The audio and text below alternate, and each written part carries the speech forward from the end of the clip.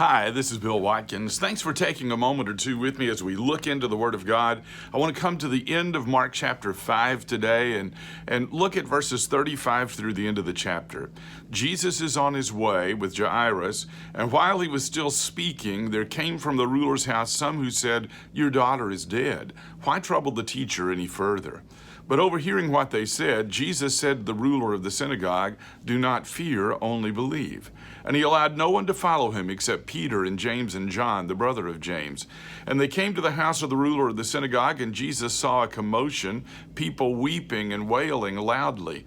When he entered, he said to them, "Why are you making commotion and weeping? The child is not dead, but sleeping." And they laughed at him. But he put them all outside and took the child's father and mother and those who were with him and went in where the child was. Taking her by the hand, he said to her, "Talitha cumi," which is, "Little girl, I say to you, arise." And immediately the girl got up and began walking, for she was 12 years of age, and they were immediately overcome with amazement.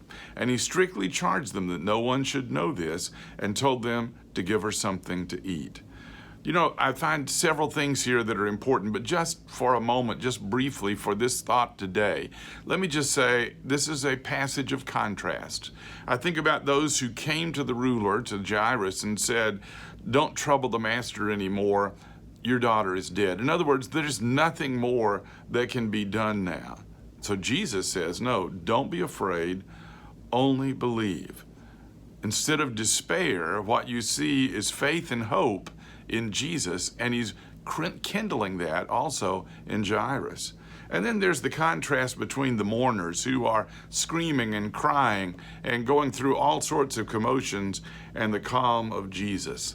Sometimes when it seems like everything is falling apart and we feel like screaming and crying, I need to remember Jesus saw this coming. He already knows what he's going to do.